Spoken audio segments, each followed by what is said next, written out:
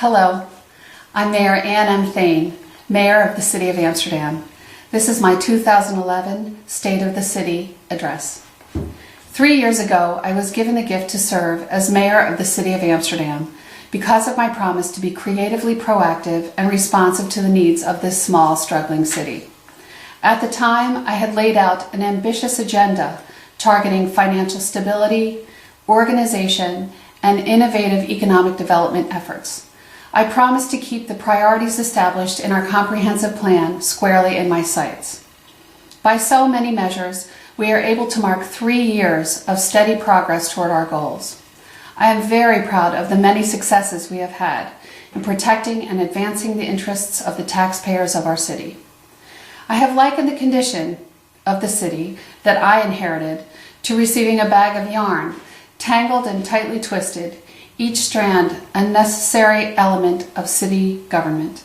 It has been necessary to systematically draw out each thread, department by department, looking at issues of accountability, public safety, fiscal responsibility, and community strength that will serve as the richly textured fabric of Amsterdam's future. Financial stability. In city government, endurance requires weaving sound economic analysis with policies and practice. We've taken many steps to protect our taxpayers, and our successes are numerous. We've renegotiated a 20-year sales tax distribution agreement with the county. This ensures the city hundreds of thousands of dollars in additional revenues each year, above that provided by previous agreements.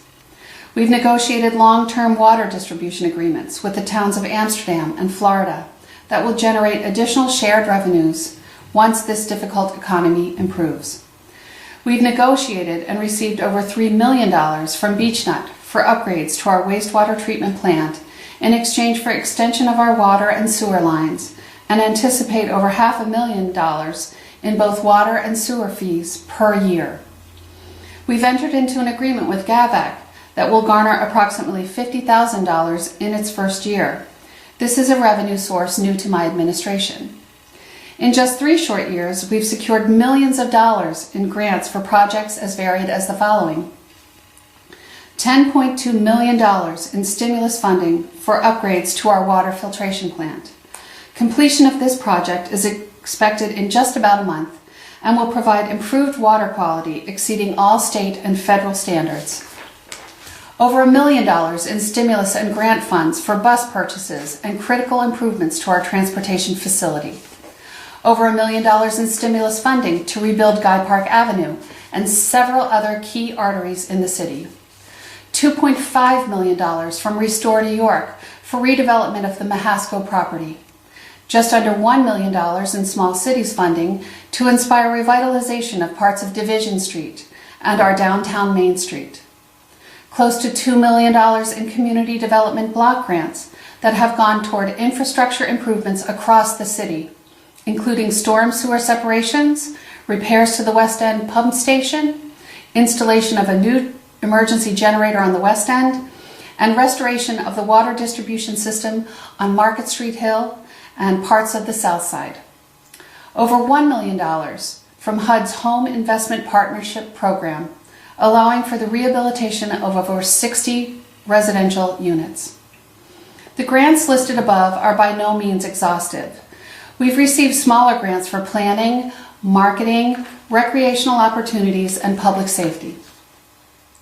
Administratively, we've undergone a policies and procedures audit by the State Controller's Office and have made changes in the way we manage cash transactions in the Controller's Office and at the golf course.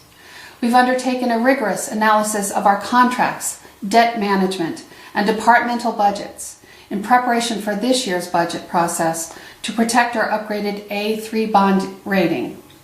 This vitally important statistic allows the city to borrow money for capital projects and equipment at a very favorable interest rate. In keeping with that thought, we've successfully bonded for capital projects and equipment that have needed attention for years. This bonding is in the form of a consolidated issue that has substantially reduced borrowing costs and is a major change from past practices. This has allowed us to take advantage of record low interest rates, improve our quality of life, and saved thousands of taxpayer dollars. In order to better track and forecast our expenditures and revenues, we have purchased new financial management software that will give us precise control over our municipality's funds. The system will generate the detailed, accurate, and timely insurance, retirement costs, The system will generate the detailed, accurate, and timely reports we need to make decisions regarding staff productivity, purchasing, health insurance, retirement costs, and multi-year planning. Our governance and management strength is crucial as we will need to act in response to the budgetary crises of the state and federal governments. Because of the fine work of our new assessor, the city's assessment equalization rate increased in 2010 and will probably hold for 2011, meaning that our assessments more accurately reflect the value of taxable property in the city. This year, the city's accuracy in relation to other municipalities had the effect of reducing the city's portion of tax burden at the county and school levels. For example, while the 2011 Montgomery County tax increased an average of 10%, the city's portion only increased 1.4%. Likewise, when school taxes went up by 4%, the city's portion only increased 2.4%.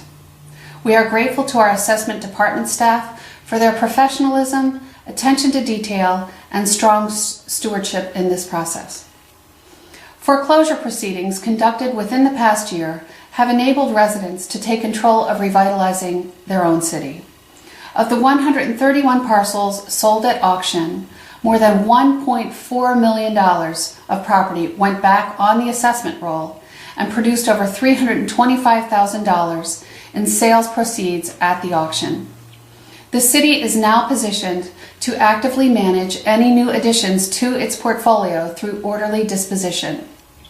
As dozens of properties begin rehabilitation and additional revenue is generated from the increased tax roll, our city is once again reminded that we can and are recovering from the voids left by the vanishing industrial giants.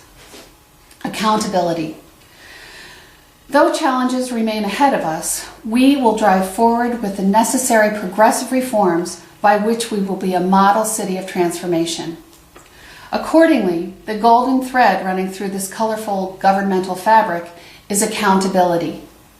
We are responsible to the many taxpayers we protect for the dollars we spend on their behalf. Certainly, this is inherent in our approach to financial management, but extends to ensuring that our staff is accountable for their time and the equipment is put to best use. Over the past 3 years, all permanent positions have been advertised and opened to the best qualified candidates. This is in distinct contrast to practices of past administrations when employment was doled out to family and friends or as political favors. We have new employees and energy in the office of the assessor, the clerk's office, the controller's department, engineering, code enforcement, the Department of Public Works, the Amsterdam Fire Department, and the Amsterdam Police Department. During the previous administration, the absence of executive oversight for 4 years had created a working environment at all levels that lacked order and control. We've now directed that supervisory staff closely monitor timesheets, vehicle usage, mid-morning breaks, and time off for lunch to halt abuses. We've taken action when performance of individual employees has been deficient, disciplining and/or parting ways with those that cannot or will not adequately fulfill the duties they had been hired to perform. Apathy, dishonesty, and violence are not tolerated.